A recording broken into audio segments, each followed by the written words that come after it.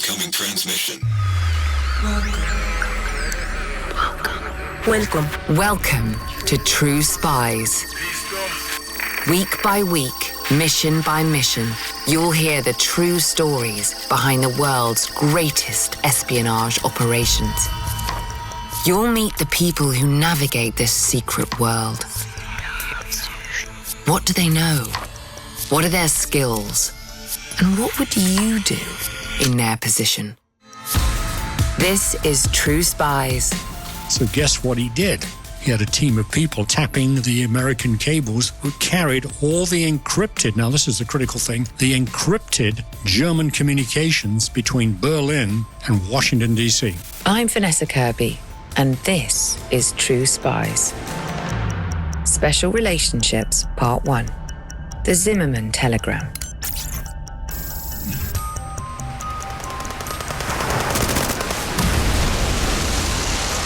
(1917).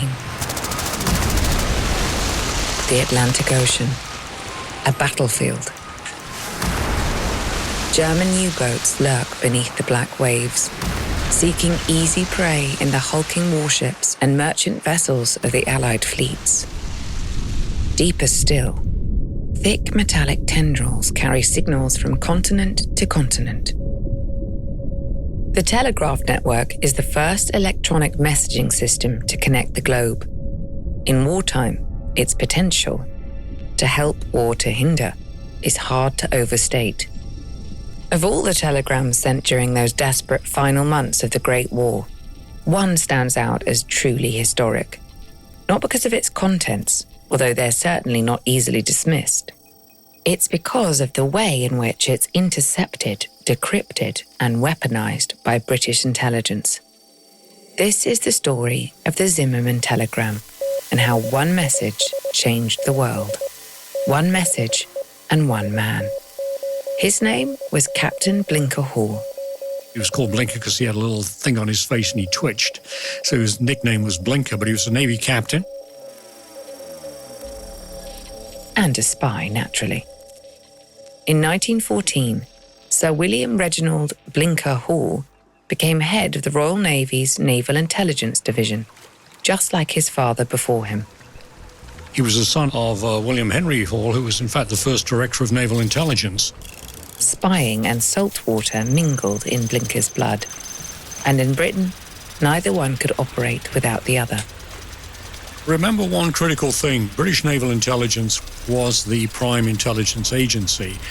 The first head of MI6, the first director, was Commander, Royal Navy Commander Mansfield Cumming, who signed his name C, because his name was Cummings, right? And so every highly classified document that he ever sent out was just a simple C, and that persists to today. Welcome to the first episode of a 3-part anthology about key moments in the history of the special relationship, the powerful diplomatic and intelligence-sharing alliance between the United States and the United Kingdom. Some believe that this relationship starts when Captain Blinker Hall intercepts the Zimmermann telegram, bringing the USA into the carnage of the First World War. It's the moment in which old enemies first become brothers in arms, charting a course for a century of friendship. The Zimmermann telegram was critical in the evolution of not just the whole signals intelligence world and its critical value to intelligence, but also the beginning of a very special relationship with the United States. The voice you've been hearing belongs to Dr. Anthony Wells.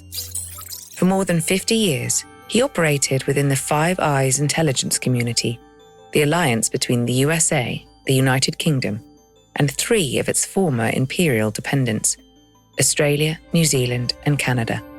And I have worked for both British intelligence as a British citizen and United States intelligence as an American citizen. So I've been around for quite a long time, and it's been an honor and pleasure to work in this incredible community. Anthony's being modest. To our knowledge, he's the only living person to have top clearance in both the US and UK intelligence communities. I had the honor to serve over here in the United States in the mid-70s when I was a career British naval officer, and I was working very closely with various parts of the United States Navy and the United States intelligence community on various programs associated with the Soviet Union. The Cold War, Antony's own arena, did much to solidify the special relationship. Britain, America, and its allies led the vanguard against the Soviet Union. But the special relationship didn't happen overnight.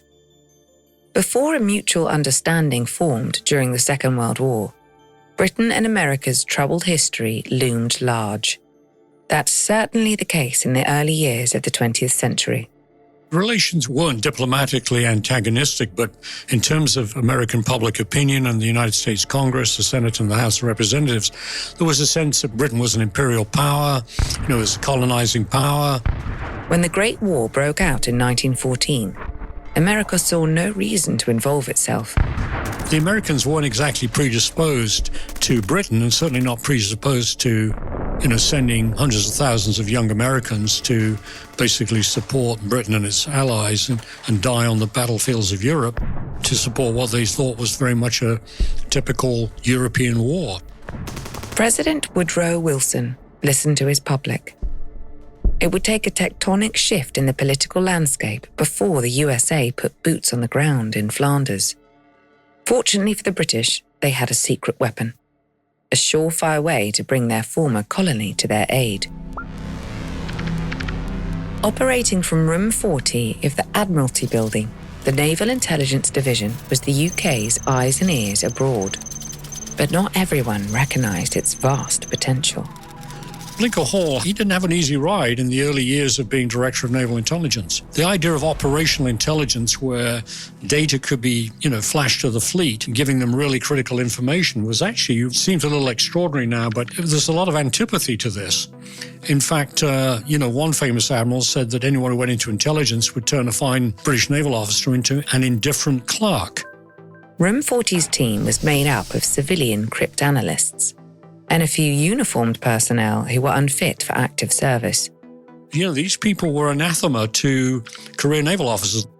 This attitude cost lives.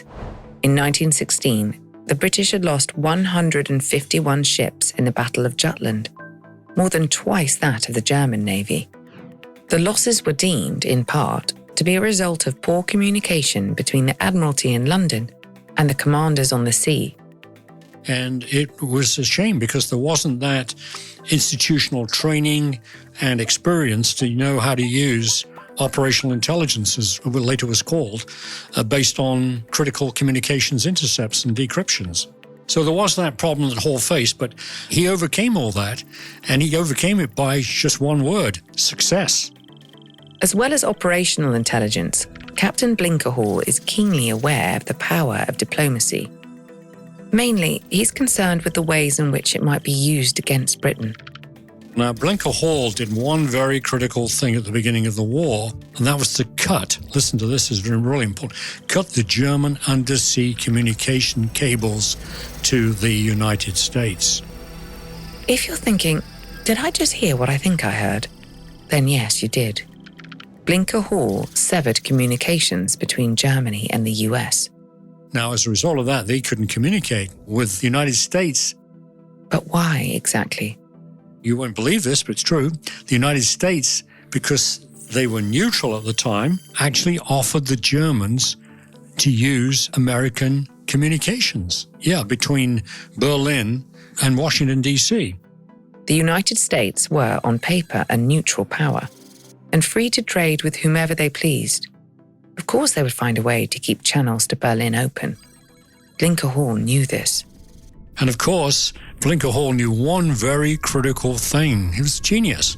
That they actually passed through a substation in a little place called Porthcurno in Cornwall.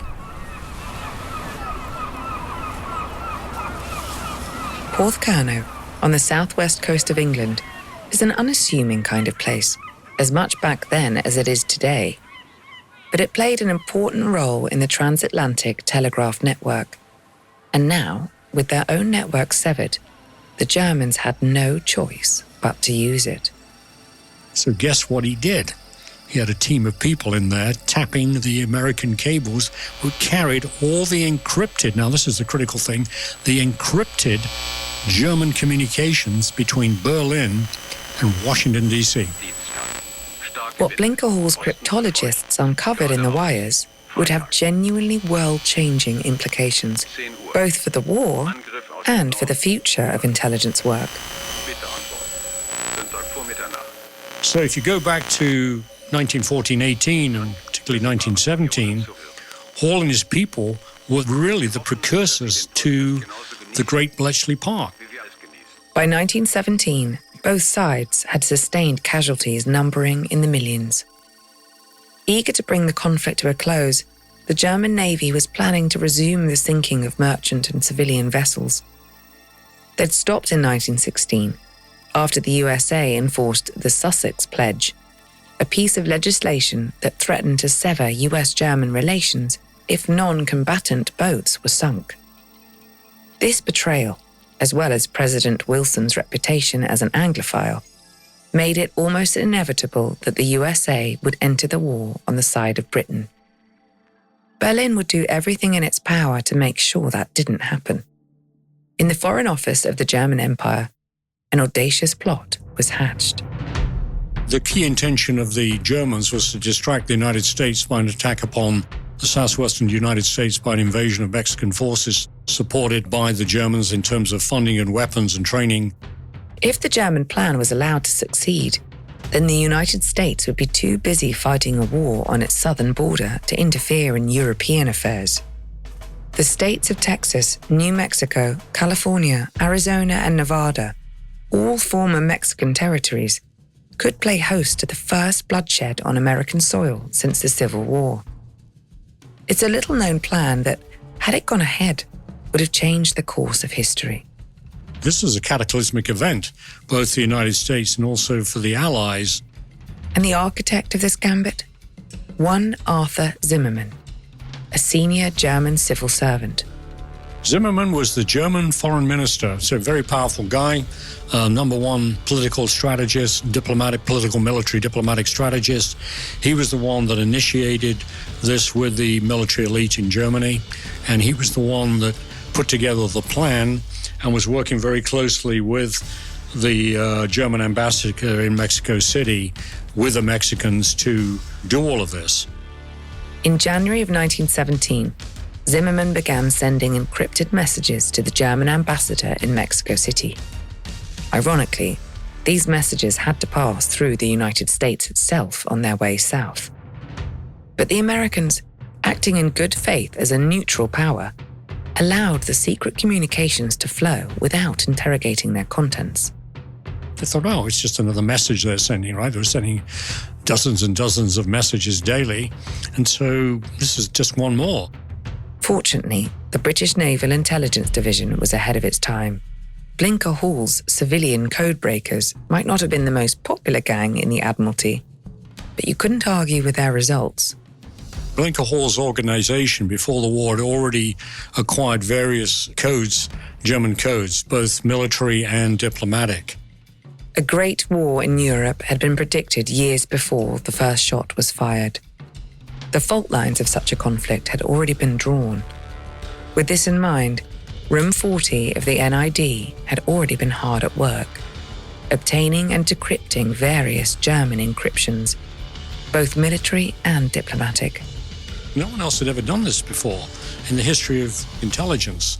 So it was unbelievable that Hall and his people had that vision to use that particular way of collecting intelligence, basically communications intercept, but at the same time to develop the brain power to do the decryption, because this is all in code. On the 16th of January 1917, their efforts paid off. When they intercepted the critical one, the one that laid out the plan, the cryptologists in room 40 were just absolutely amazed at what the plan was. It happened to be the Zimmermann telegram.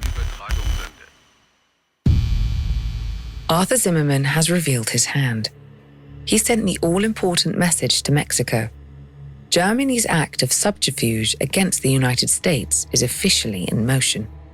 Room 40 has the opportunity to stop it, before it begins.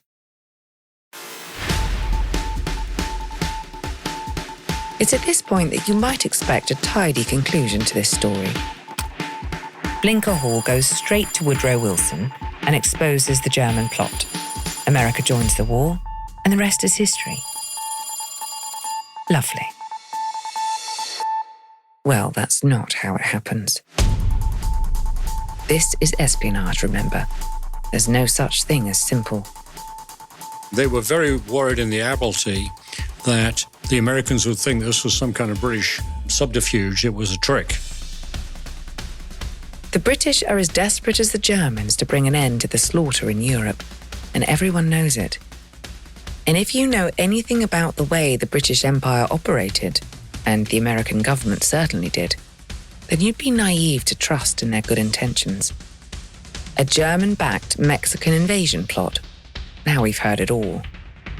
Plus, the fact that the Brits have been tapping American cables at all would hardly endear them to their cousins across the water. Britain had already acquired the codes, so they had done things which they didn't share with the Americans because they weren't allies at the time and they weren't sharing intelligence at that point in time.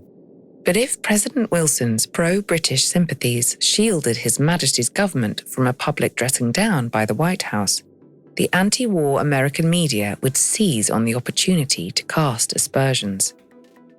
A good portion of the United States Congress would follow their lead. After all, Wilson's 1916 re-election had been narrowly won on the basis that he had kept America out of the war. Being seen to enter the fray on the back of biased British intelligence would be politically disastrous. And so Hall was like, oh, I've got a problem here. I've got critical information. It's highly secure. It's unique in terms of its decryption and what we've done in order to acquire it and then decrypt it.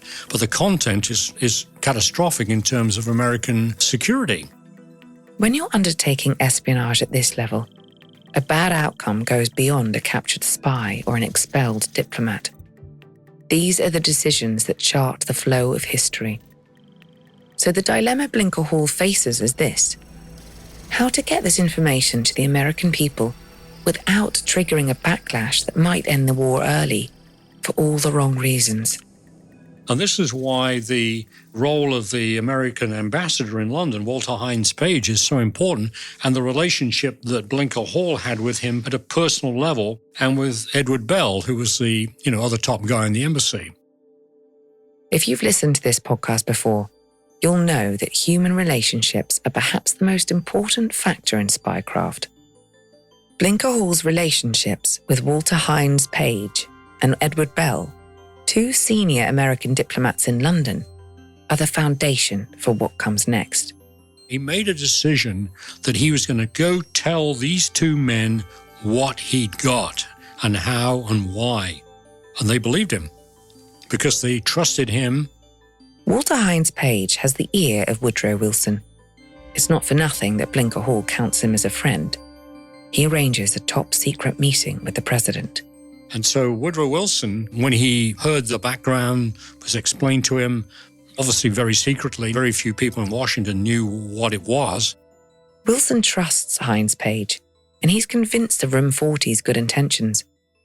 All well and good, but that's the easy part. One down, approximately 100 million Americans to go. To convince them, what the Naval Intelligence Division needs is an alibi, a believable means by which they might have come across the Zimmermann telegram without spying on a neutral foreign power. Once again, the key is people. Signals intelligence can only get you so far.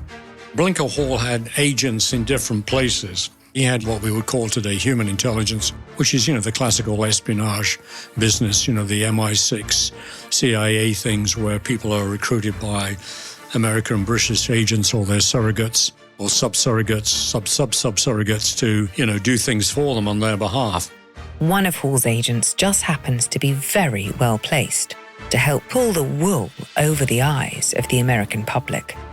Within the German embassy in Mexico City, a spy was at work. His motivation? Money, naturally. They bought off a very important clerk there who worked for them and was able to, hand them material. Blinker's spy within the German embassy has access to a trove of sensitive documents, including the Zimmermann telegram. So Blinker, like a chess master, sacrifices a pawn in the service of a greater good.